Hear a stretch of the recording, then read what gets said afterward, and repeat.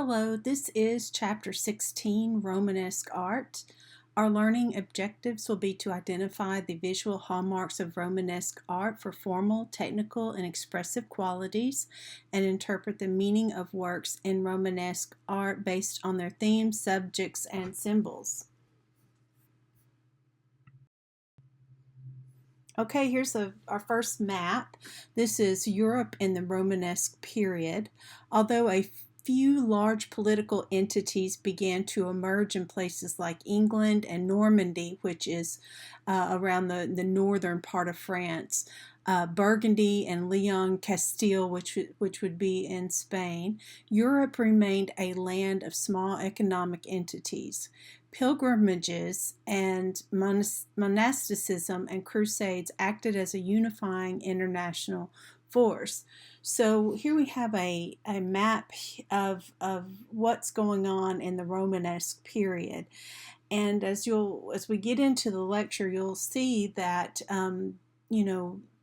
spirituality is very, very important to people in the Middle Ages, especially, and it starts revving up in the Romanesque period. And Christianity really has a stronghold in Western Europe. However, they still look at Jerusalem as the Holy Land, and they want to make pilgrimages to the Holy Land.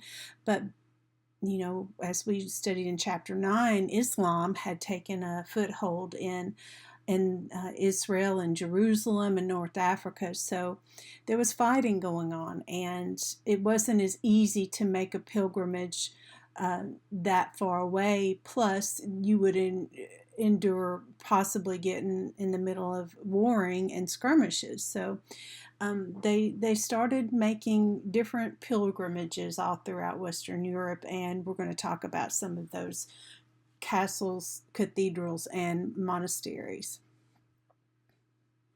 During the 11th century, William the Conqueror became England's new king and replaced Anglo-Saxon nobility with Norman nobles. So William the Conqueror came over from Normandy, which is as I said, was northern France, and conquered the island of England.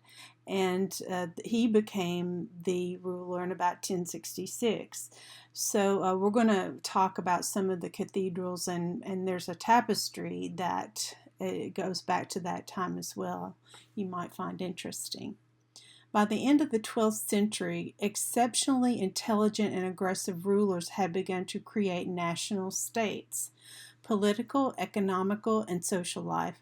Europe remained a largely agricultural society, with land being the primary source of wealth and power. Patterns of political and social dependencies varied from community to community. Life was difficult, and nobody was immune to warfare, famine, or disease. The Church. Christian rulers spread the religion throughout Europe. As a result, secular and religious authority became intertwined. Monasteries were the center of European culture. Monasticism, and what that means is just the art of being a monk or a nun, the society of that. Monks and nuns, monks would be men, and nuns in convents would be women, provided valuable social services. Monasteries were landholders, and abbots and priors played a large part in the political power structure. Reform movements sought to return to austerity in the wake of Benedictine communities. So again, I just want to reiterate, these monastic communities were founded as a part of the Christian faith. They were sometimes cloistered communities, meaning they didn't let anyone from the outside in. It was just them that stayed in that community. And sometimes they were non-cloistered, meaning they did allow pilgrims to come through their living, their churches and living space. When we talk about monasticism, we're talking about monks, which is a brotherhood. It's all men, And then when we speak of nuns, we are speaking of an all-female community, and their complexes are usually called convents. Here's our second map. This is the pilgrimage routes to Santiago de Compostela in Spain. The church was the big deal during this time. Spirituality was very important. We had come away from Roman times where the emphasis was on the self, on power, on those type of things, and the focus is being shifted away from that to spirituality, heaven, hell, doing things that are going to please God. So the people during that time, they started getting involved in pilgrimages to make these trips to holy places in order to worship God. Okay, pilgrimages and crusades became very popular. Pilgrimages. The holy places of Jerusalem, Rome, and Santiago de Compostela received many visitors enticed by relics and spectacular works of religious arts. I'm going to mention the Crusades again. The Western Church launched a series of holy wars against Islamic powers. Consequences were far-reaching. Okay, this is like a halfway point between Paris and some of the major metropolitan, or at that time starting to grow into metropolitan areas of Europe. This is between Paris and Santiago that we're going to talk about in a moment. This is located in the French Pyrenees, which is the mountain range between France and Spain. This is Saint Martin du Canigou. And this is, like I said, in the French Pyrenees. It's dated from 1001 to 1026 CE. This is one of the earliest of the Romanesque architecture. Romanesque, its meaning is in the Roman manner. This term describes early medieval European architecture. Architecture included solid masonry walls with rounded arches and vaults. It was a period of great building activity born from the desire to glorify the house of the Lord and its saints. The Romanesque style is considered the first trans-European movement, meaning all over Europe. Timber remained common in construction, but Romanesque builders turned to stone masonry for its valuable durability and strength. Patronized by Count Guifred, the Benedictine monastery of Saint Martin du Canigou is an all-masonry church. This complex is capped by a massive stone tower. And just looking at the exterior of that, you can see that it's in a remote area and it's nestled in the French Pyrenees. As you can see the mountain range in the back. Okay, this is the interior of the church at St. Vincent's in Cardonia, Spain. We're moving closer to Santiago, and this is another Romanesque church on the way. This church is in the castle. This church in the castle of Cardona was consecrated in 1040 and exemplifies the first Romanesque style. Masons added strip buttresses on the exterior to strengthen the walls. The interior features a series of transverse arches. Bay division became a standard. So this is an interior of that church, and as you're looking down the nave in this picture, you can see, we've already talked about Roman arches, so this is Roman-like. Romanesque is Roman-like. It wasn't built back then, but they were looking, and they still had the technology from that period. They carried it over into Christian architecture for these churches, and it's very recognizable, isn't it? We see the arch there it has gotten a little bit taller than what we saw in the Roman period. I don't want you to confuse Romanesque with Roman. They're two separate periods. It's only that during this time in the Romanesque, some of those architectural ideas and plans were sometimes used in the architecture here.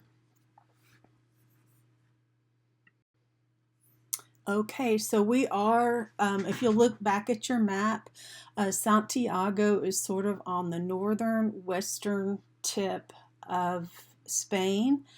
And so it's almost at the very ends of Spain in the northwestern side. So here is a plan of the Cathedral of St. James, or Santiago de Compostela. It's in Galicia, Spain, it's dated from 1078 to 1122. The western portions of the church actually came a little later. This is the view from the east. The Pilgrim's Journey to Santiago.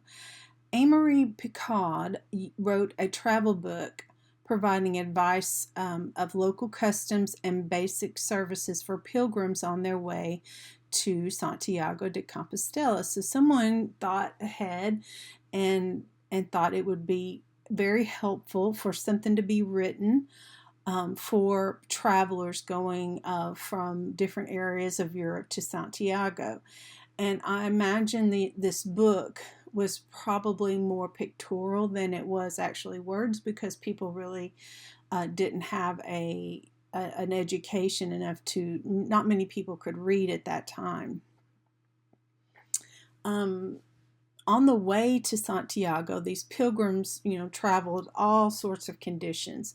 A lot of times bad food and poisoned water were problems. Bandits and dishonest merchants would impede pilgrims from completing their journey. Picard, the one who wrote the book, described various routes and sites of note along the way. So this little brochure, this little booklet helped pilgrims to it gave advice for the best places to stay along the way to Santiago. Pilgrimage churches. Architecture focused on castles and churches to house relics that would accommodate large crowds. Romanesque churches varied in design and building material. So these churches, they had relics. Some of them may have been authentic relics. Some of them were thought to be authentic relics, but may or may not have been.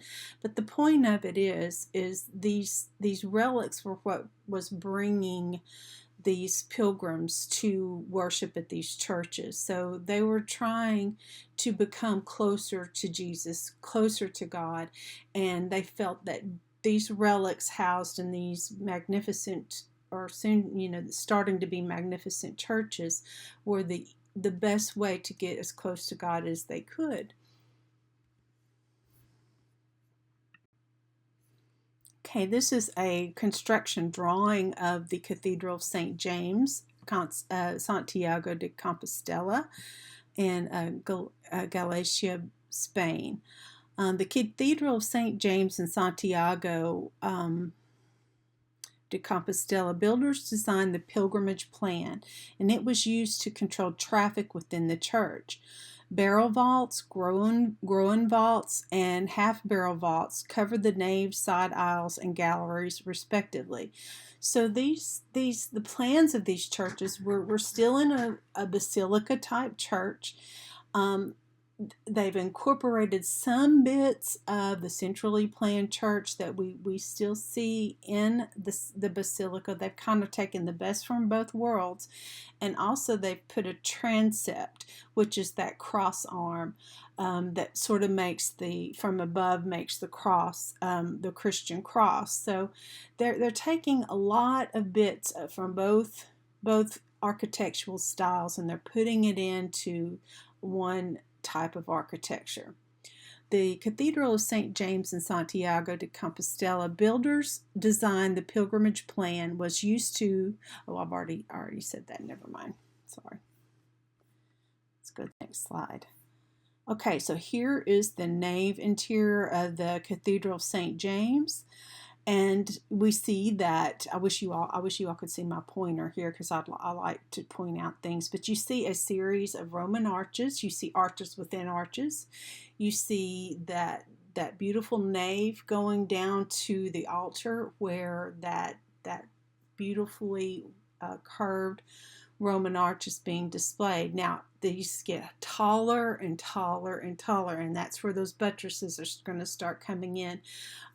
They're not as evident now. As we get to the Gothic period, you're going to see those buttresses really having to hold up the sides of those church, because these walls get taller and taller, and the churches get more magnificent as we go along. And this church at the Cathedral of St. James, the cathedral had no doors, and it was open day and night, which allowed pilgrims to come in, at their convenient time. Santiago was admired for its excellent construction in its time. Considering pilgrims arrived after weeks or months of difficult travel, it was particularly important for the church to be impressive. So there was some impressive bits going on here, because they needed to offer something for their trouble. So there would usually be a relic on display. And as we start talking about these monasteries and these complexes, we'll see that there's places for them to sleep. There's hospitals, nearby, food vendors nearby, all working in conjunction with the church in order to accommodate these pilgrims.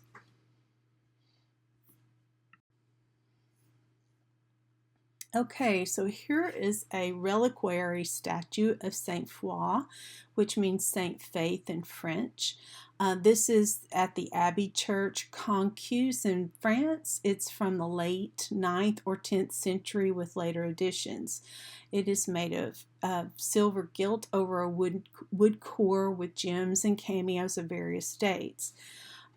Relics and reliquaries were very important at this time, because this housed bits of wood that were considered to be from the true cross, or bits of fabric that may have touched Christ in some way, or the Virgin Mary, or some saint.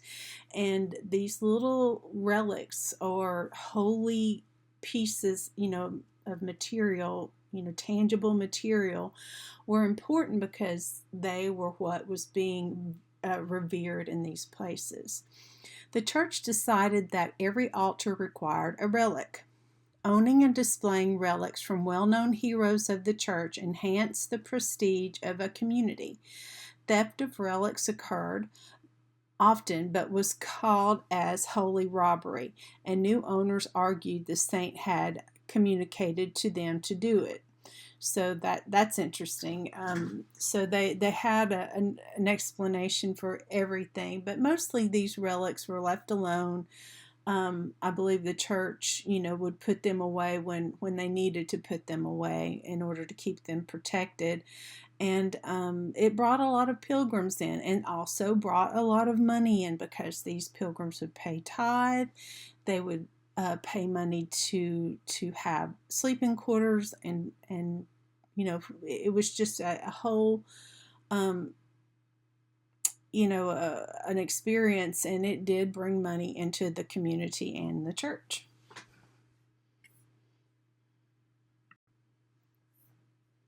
Here is the reconstruction drawing of the Abbey of Cluny. This is in Burgundy, France. So we've left Spain, and we did back during the reliquary of Saint Foy, but we've left Spain, and we're heading back up into France to see some of the different monastery communities there. This dates from 1088 to 1130 CE, and it's a view from the east. Cluny had an independence from the Pope in Rome that allowed it to keep its wealth. So it was somewhat autonomous. The monastery was a city unto itself. Some 200 monks observed the traditional 8 Benedictine hours of the divine office daily. churches were notable for fine stone masonry. And as you can see in this slide, there's a lot going on. There's not just a church. We have different dormitories, we have kitchens, we have a monk's cloister, which is like their little courtyard, stables and guest houses, all sorts here to accommodate not only the brothers and the friars that live there, but also the visiting pilgrims. Here's a reconstruction drawing of the interior looking east from the Third Abbey Church at Cluny. So from that drawing, we see another drawing of the inside of the church at Cluny. And as you notice, we're still looking at these beautifully arched arches, and those arches are, there's different sizes of them. There are arches in the nave, and then there are arches in the bay going into the pendentives, or the columns going down to give structure and stability to those walls. The third church at Cluny, at 550 feet long, this rebuild made it the largest of its time when it was completed in 1130. So it was started a little bit later. I mean, it took a long time for these buildings to be made. You know, the stone had to be quarried, and you know, they didn't have the tools and the manpower that we have now, but they had determination. The church was a basilica with 5 aisles, double transepts with chapels, and an ambulatory and radiating chapels around the high altar. Despite its grandeur, this monastery was suppressed during the French Revolution and sold stone by stone. Today, only one transept arm from the original church still stands.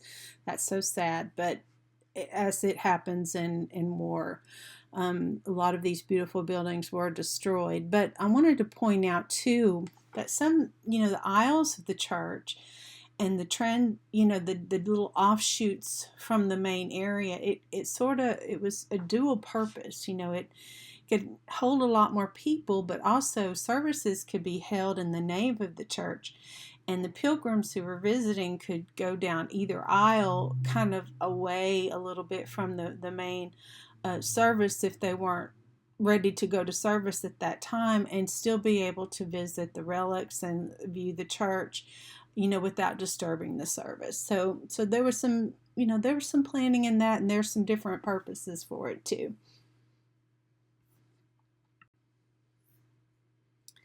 Okay, this is in France. This is the plan of the Abbey of Notre Dame in Fontenay. This is not the church in Paris, the Our Lady of Notre Dame. This is not it. This is in Fontenay. It's in Burgundy, France, and the date of it is 1139 to 1147 CE. This is attributed to the Cistercians. The Cistercians spurned Cluny's elaborate liturgical practices and aspects of art such as figural sculpture in cloisters. They advocated strict mental and physical discipline and secluded themselves from the outside world. That means they were cloistered. Whenever you see the word, this is a cloistered monastery, that means they don't let anyone in, and usually they have an advocate from within their community that goes out, that does, whatever outside business that needs to be done, but only 1 or 2 people would be allowed to leave.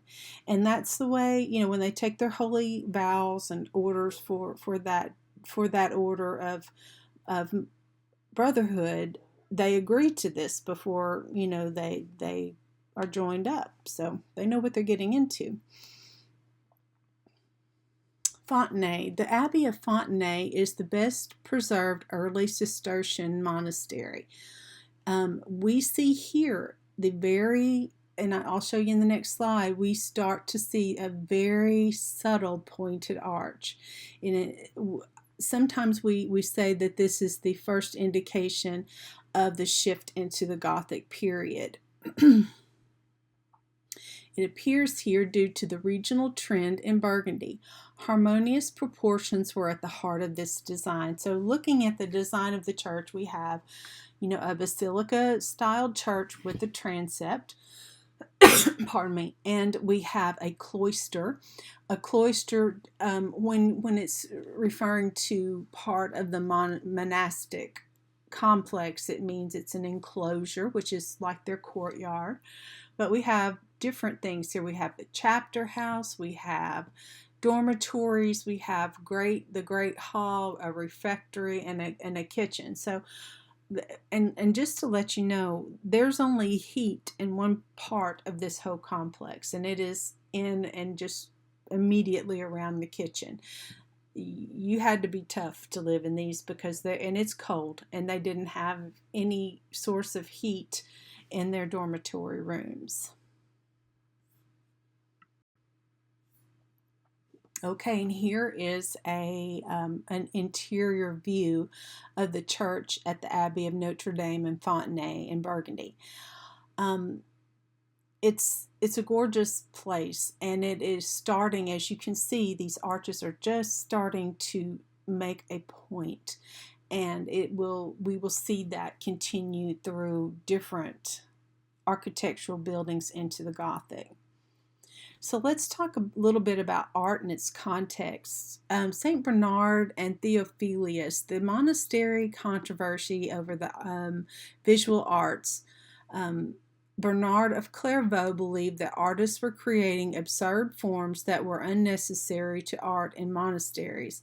Theophilus assured artists that God would have delighted in embellishments and that artists worked under the direction and authority of the Holy Spirit. So there was a little bit of art squabbling going on here between here at Notre Dame of Fontenay. There were two different schools of what was considered good religious art and what wasn't. So that, if you read in your book, you might get a better perspective of that. But it's interesting that these arguments have been going on. We think they're just going on today, but they've been going on a long time about what makes good art. Okay, here is the cathedral complex of Pisa. We're going to talk about in this little section within the Romanesque, the different regional styles of Romanesque art. Romanesque architecture in Europe. The Cathedral of St. Mary of the Assumption in Pisa. Pisa was a maritime power in Italy, and they called for a new cathedral to be built in Mary's honor. Exteriors in Tuscany were richly decorated with marble. The complex added a baptistry, campanile, and a walled burial ground to the original cruciform basilica. So we have here some different parts. Their baptistry is a little more spread out than their campanile, and then their main church, as you can see here in this photograph. This is where the famous Leaning Tower of Pisa is located. The round domed structure sort of to the top of the left of the photograph is the baptistry, and then in the middle we have that basilica plan church with the transept, and then we have the tower just north of that. And it's just a different regional style and you can tell that it is quite different from some of the ones that we've seen in Spain and France. This is the interior church of St. Clement in Rome. It was consecrated in 1128, so we're going down a little further south in Italy into Rome. The Benedictine Church of St. Clement in Rome, the columns are spolia, leftovers from Roman buildings. So they reused parts of old Roman ruins, or what was left of intact buildings, and they used it to incorporate and build their churches, which is exactly what the Romans did. during their time from some of the Greek ideas. I mean, they would take their ideas and then just build on it. And this is a little bit of what's going on here. The liturgical choir for the monks extended into the nave itself. A baldachin or a baldacchino covers the main altar in the apse.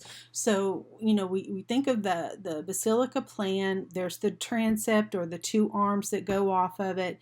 And then that little top where, if you're thinking of a cross, that's where Jesus's head would be. That is the apse. And in that area is where the Eucharist happens, the body and blood or the bread and wine is transformed to the body and blood of Christ. And usually, especially in Italian, Christian, Roman Catholic churches, there is a baldacchino, which is like a canopy that covers over the main altar.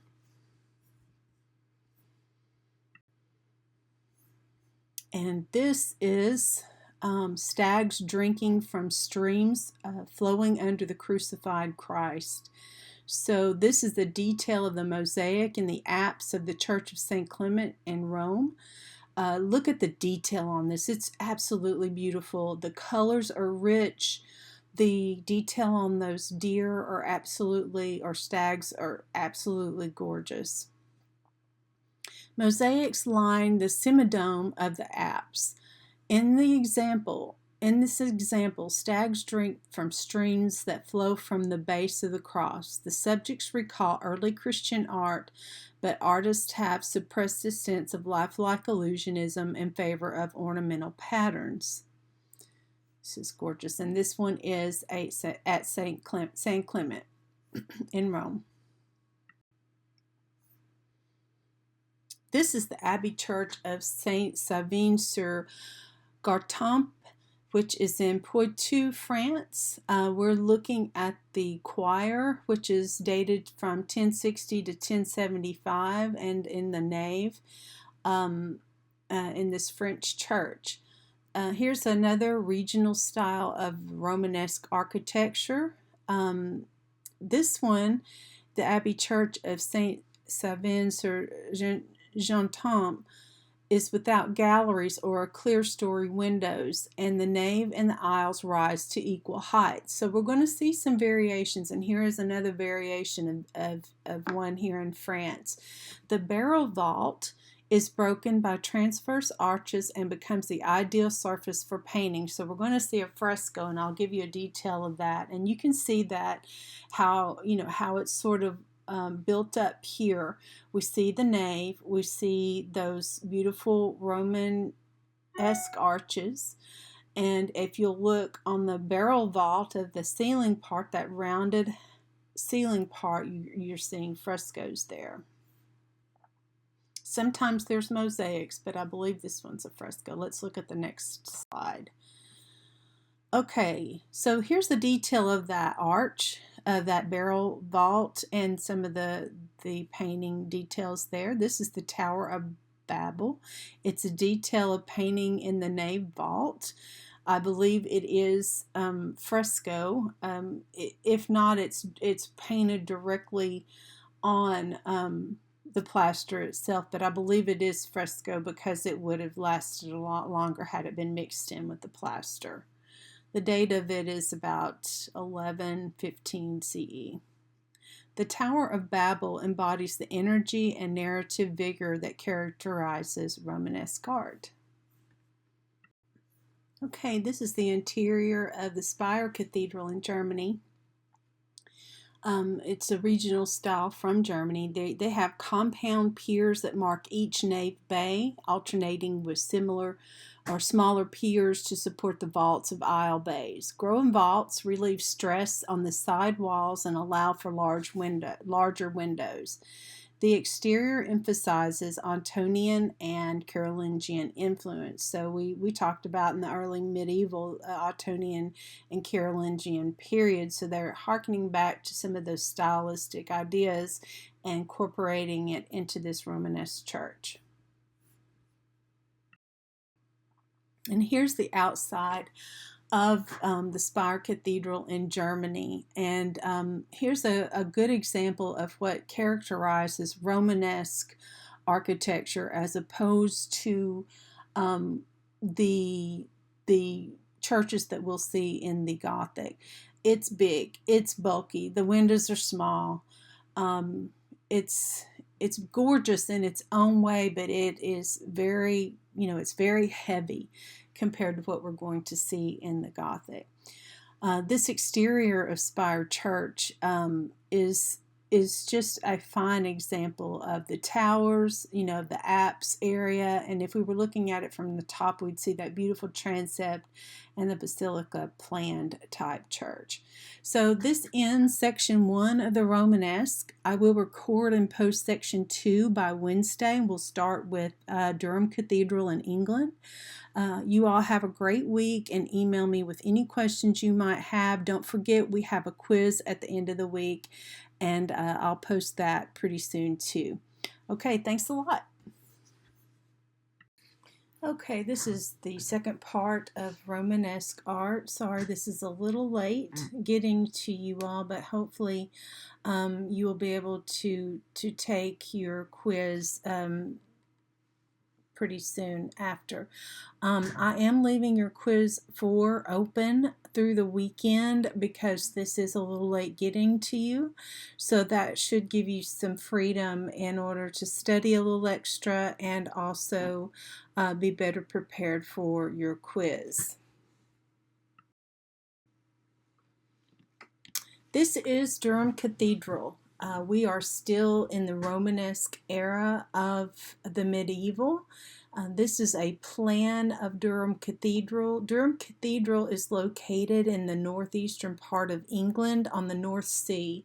It's just 30 minutes by train south of one of the main metropolitan areas of Newcastle. It is here where one of the most magnificent Romanesque churches are located.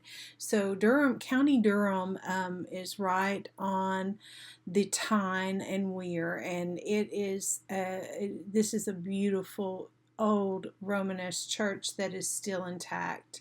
You'll notice on this plan the little X's in the middle of the nave.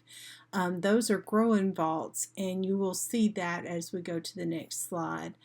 It's a massive structure, a massive church. It is just absolutely gorgeous, and you'll also notice that the columns of this Romanesque church are very big, and it's indicated here in this plan. Some of the columns look bigger than others as it's outlined in this. Okay, so here is the interior of Durham Cathedral. The date of it is 1087 to 1133 CE. The original east end was replaced by a Gothic choir, but you don't really need to know that it has a little bit of a later date on it. This is it's continuing with some of the regional styles that we started discussing at the end of part 1. In Durham Cathedral, although it has been altered since its construction, the cathedral's nave retains the Norman Romanesque character that it was made with. Enormous compound piers form rhythmic alteration. Carved ornamentation would have originally been painted, and you can get a sense of that here in this picture. There is a clear story here, and a clear story is the upper level, smaller windows of a cathedral which let the light in. And there you can see that here and notice them, but you will see it more and more as we go into the Gothic period in the next chapter.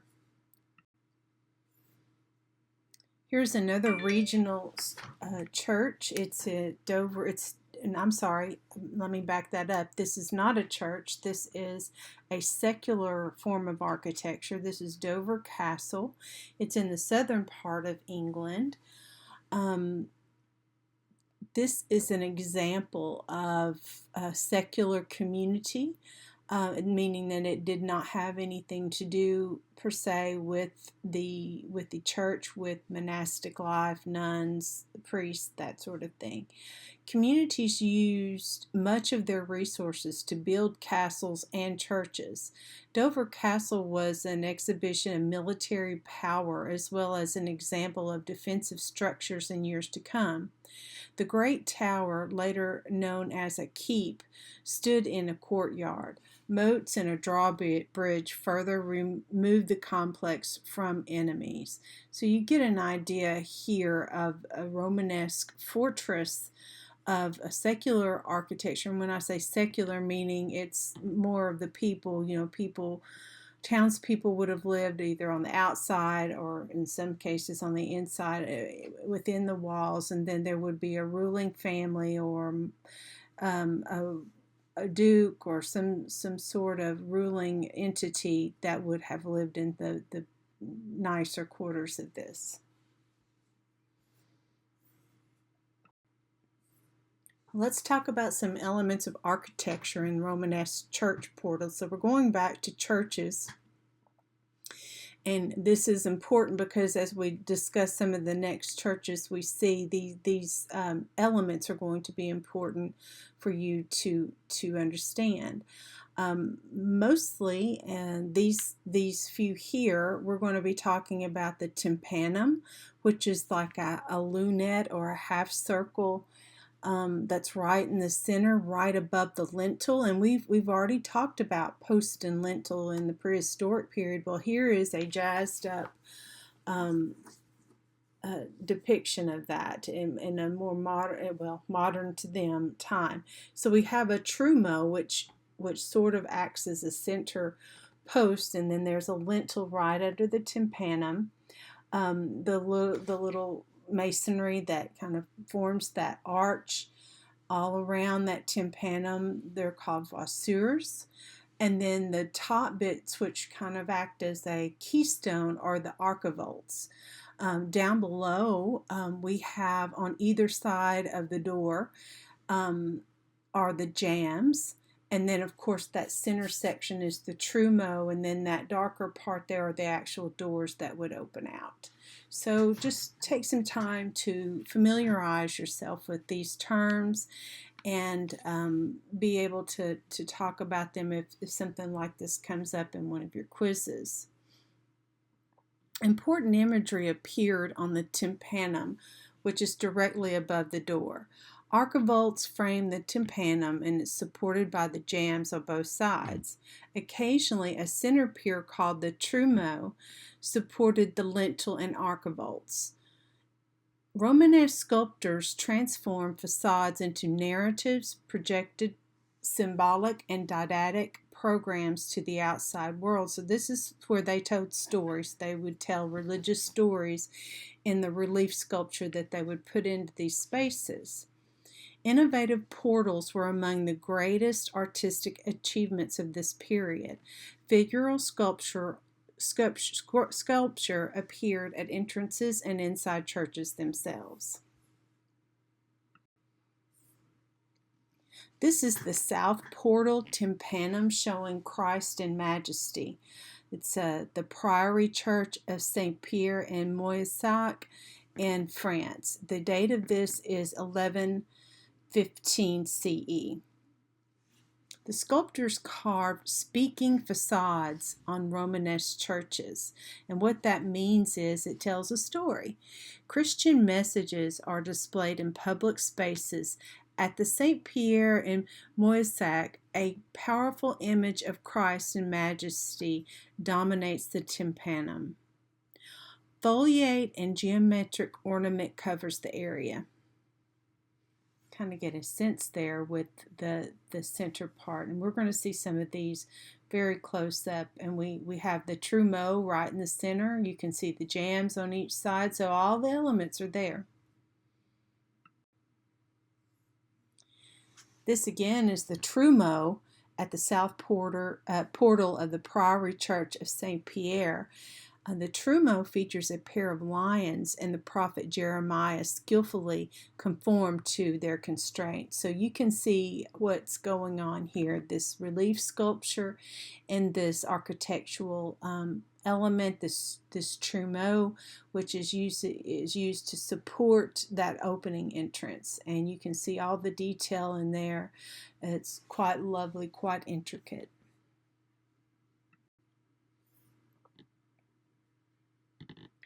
These are the reliefs on the left west wall of the south porch at the Priory of St.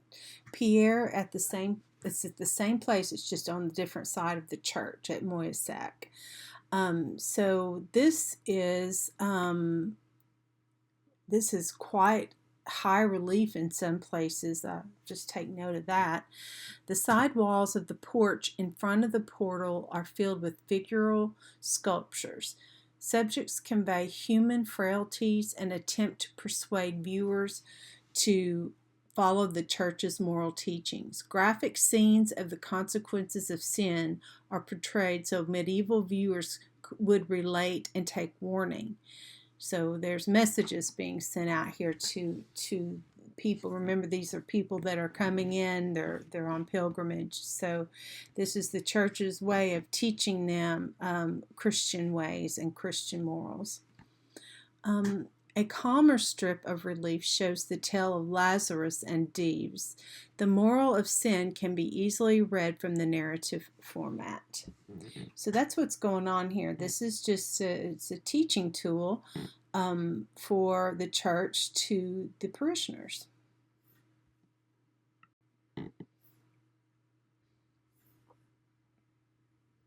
This is the Magi asleep and the flight into Egypt. These are capitals from the choir pilasters at the Cathedral of Saint Lazare in Audun, Burgundy, France. The date on these are 1125 CE. So these are capitals on, remember the pilasters they're sort of like columns, but they're not in the round. They're just kind of built into the facade of a building. I do think it gives some structure, but mostly it's decorative. So we have some very high relief renderings here. We get a very clear picture about what's going on. So this is a historiated capital, or a lively narrative scene within the confines of the capitals. They were an important innovation, and it was a way to get that Christian message across. The same sculptors that worked on Audun also carved historiated capitals inside the church. So sometimes you could see these on the inside or the outside of a church. And again, this is the flight into Egypt. Mary, Joseph, and Jesus, they had to leave Bethlehem and go into Egypt for safety because Herod was out to make sure that the Messiah was gone, so he didn't have anyone questioning his authority. And then we have the Magi asleep. As we know, the Magi were the three kings that came to visit Christ in his infancy and brought gifts and proclaimed him as the Messiah. Okay, this is the crucifix at Majestat Batlló, and this is in Spain. It's mid-12th century. This is made of polychromed or multiple colored wood. And the height of it's about 37, almost 38 inches tall. This is an example of sculpture in wood during the Romanesque. Wood was cheap. It was lightweight. It was a good medium for devotional images. They could be carried around easily, and which would have been carried in processions or maybe even for personal devotions. Christ on the cross, or the Majestat Batlló, it represents a clothed, upright figure of Christ with royal robes emphasizing his kingship. His expression of downturned head and mouth convey a sense of sadness for introspection. Designs on Christ's hymn were meant to resemble Arabic script. Okay, so we have, this is a Christian artifact. This is a Christian work of art. But because we talked in chapter 9 about Islam and how it was very culturally important to the country of Spain. You know, Islam and Muslim culture was very important there, but so was Christian and Jewish culture too. And this is kind of a way that they borrowed and learn from each other artistically. So you will see that quite a bit in this era of Christian art in Spain. You will sometimes see a Islamic or calligraphic type influence on some of these figures and some of these pieces of art. This is the Virgin and Child of Auvergne, the Auvergne region of France. It's the late 12th century. It is made out of oak, and it was at one time many colors. It would have been painted. This is also sculpture in wood, and it is Mary as the throne of wisdom. In Virgin and Child, a well-preserved painted wood sculpture, Mary herself forms a throne upon which Jesus sits. She represents the church. Statues of the Virgin and Child were both cult objects and items used in liturgical dramas. Such sculptures would act out their roles at the Feast of the Epiphany, which would be around at the end of the Christmas season. The Feast of the Epiphany is January 6th.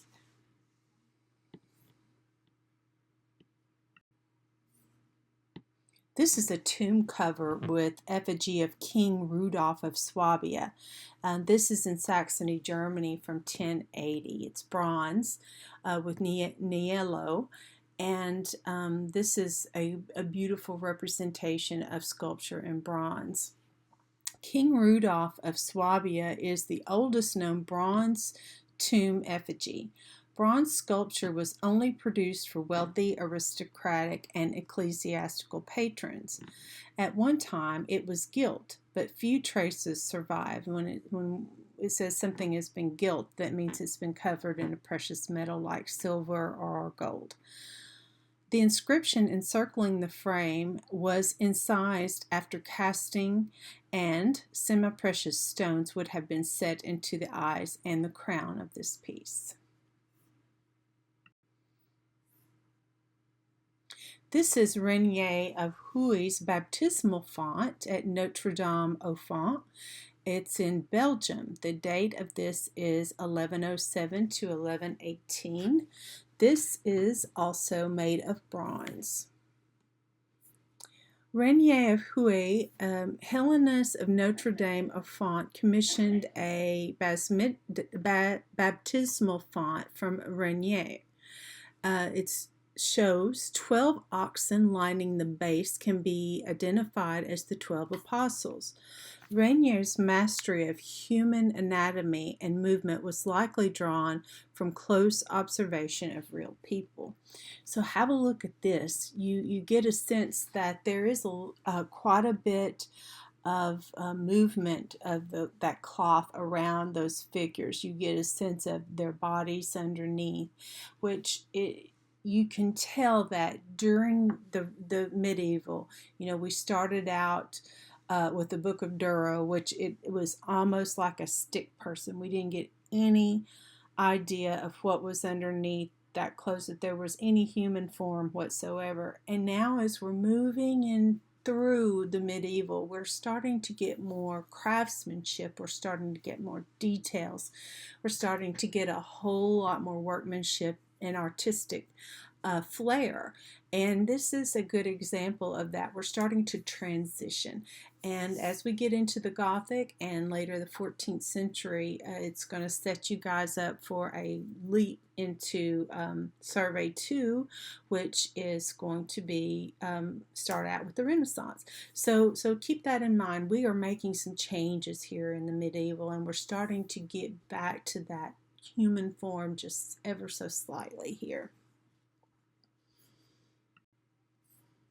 Let's look at some illuminated manuscripts. This is John of Worcester, and it's called Those Who Work, Those Who Fight, Those Who Pray, The Dream of Henry I, the Worcester Chronicle. This is from Worcester, England, from 1140.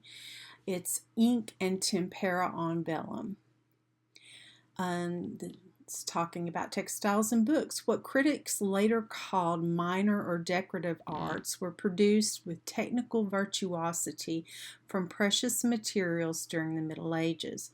Artists of the time were often monks and nuns, creating works to be used in liturgical or church services. Chronicling history. That's what these things did. These bits of liturgical, these illuminated manuscripts used in churches and for the devout. They were chronicling history most of the time. In visual accounts of secular history, moralizing was the principal objective. So, history is written by people that skew that history the way they would like it to be remembered, and that happens in the church too, so just keep that in mind. The Worcester Chronicle, this history book written by a monk by the name of John, delineates a series of Henry I's nightmares. The subject was citizens demanding tax relief. Angry farmers depicted are significant because working men in simple clothing were rarely painted during this period. So you get a sense here of some secular people, some everyday people expressing their opinion, expressing their displeasure, and it's being chronicled here by the church. So this may be, if this was coming from Henry I's point of view, he may have chronicled this information in a different way, because there's always two sides to every story, right? This is an important piece, guys. Go ahead and put a star by this in your notes. This is, and we're going to look at several slides of this. This is a tapestry. This is one of the most famous tapestries. It's this particular scene is called the Messenger Signal, or Messenger signaled the appearance of Halley's Comet. And Halley's Comet is shown in this tapestry at the very top, almost centered. It's just slightly off right center, and it looks a little bit like a rocket to me, but anyway, that was the artist's way of displaying Halley's Comet. It is from the Bayeux tapestry. It's an embroidery. It is from Norman Anglo-Saxon, and the date of it is 1066 to 1082. It's linen and wool embroidery. This is another way that history was chronicled. The Bayeux embroidery or tapestry. This narrative strip chronicled Duke William of Normandy's conquest of England in 1066. So we have a chronicle of history from William the Conqueror. It was likely produced by Anglo-Saxons. It would have been displayed on walls of the cathedral during feasts. Okay, here's another bigger swath of it. We have Bishop in the same tapestry. Here's a new scene, and this thing is long. It is huge. It takes up several rooms when it's all rolled out. And in this scene, we have Bishop Odo blessing the feast of the Bayeux embroidery or tapestry. The way I learned it in school was the Bayeux tapestry. This is the story of this story in the embroidery seeks justification for the acts of William the Conqueror. Anglo-Saxon nobleman Harold begins the tale as a hero, but betrays his allegiance to William and dies in battle. In the dramatic narrative, Harold, like Shakespeare's Macbeth, is overcome by lust for power.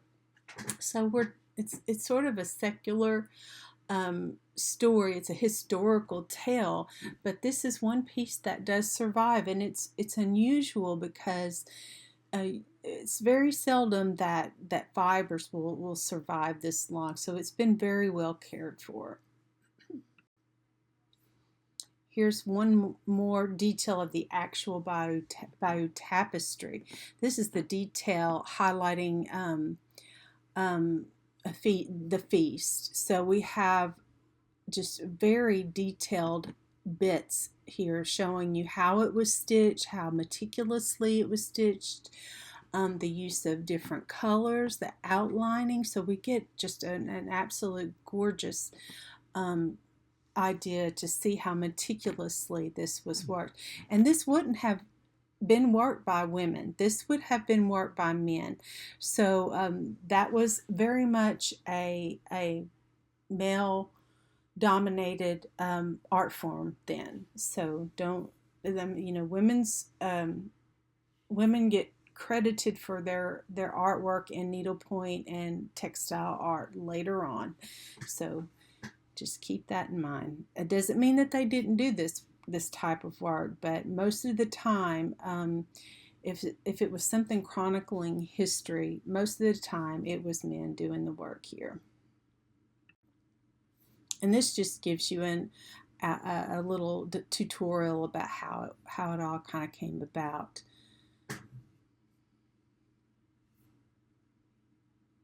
Okay.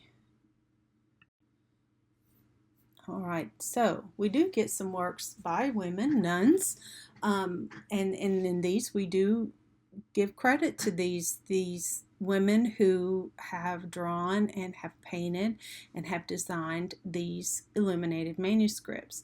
This is the nun Guda in the Book of Homilies from Westphalia, Germany in the early 12th century. This is ink on parchment. It is a sacred book. Scribes at Scriptoria produced copies of sacred texts. Scholarly commentaries, devotional works, lives of saints, and collections of letters and sermons. The German nun Guda. In a book of homilies, the nun inserted a self-portrait into the letter D. Though the illustration is simple, Guda's image is significant because it marks the earliest signed self-portrait by a woman in Western Europe. So that's self-explanatory. So we do get a self-portrait of the artist, and we also get a work attributed to a woman during this time, which is significant. Hildegard of Bingen is credited for this. This is the universe. This is a facsimile of an older piece that's been redone. The original was from 1150 to 1175. Hildegard of Bingen. Born into a German aristocratic family, she founded a convent near Bingen, or Bingen. It just depends on how you want to say it. It's spelled Bingen in 1147. Among her many achievements were treatises on medicine and science, an alternative alphabet, motets, and a musical drama, and a book called The Shivyas, based on visions she experienced from a young age. Interesting. So this is a facsimile. This is something that has been remade from an original to give you a sense of how vibrant it once was. And the facsimile was a little more modern times in 1927-23, but the original is the date I would like for you to remember, of 1150 to 1175. So that's going to wrap us up for Romanesque. I do want you to think about some things in our chapter, or Romanesque chapter. Think about what is meant by the term Romanesque and distinguish some of the key stylistic features associated with architecture in this style. We're going to think about tympanums, think about places like Durham Cathedral and the very the way that those columns looked, and just know that that they had clerestories, and it wasn't like Gothic architecture, which we're going to see later on, but we're starting to build up, build taller, build higher. So try to keep that in mind. You'll want to discuss the sculpture that was integrated into the exteriors of Romanesque churches, like in those tympanums that we saw at Autun. need to understand what a pilgrimage site is, and know what happened there, what was housed there to make them significant for a pilgrim, and that would be a relic of some kind. And these people left their homes and they went to these sites on a religious quest, so to speak. And you just need to understand how these pilgrimage sites function for medieval Christians. Okay, so that wraps us up for the end of this chapter. And sorry, I've got one more. No, disregard that last one. That's just a little bonus, but don't worry about that. That one's not on any of the quizzes. It's another illuminated manuscript page. Just work on studying for quiz 4. And if you haven't gotten caught up with your blogs and your papers, get them to me as soon as you can. And you all stay safe, and we'll have a great weekend once it comes up. Thanks a lot. Bye-bye.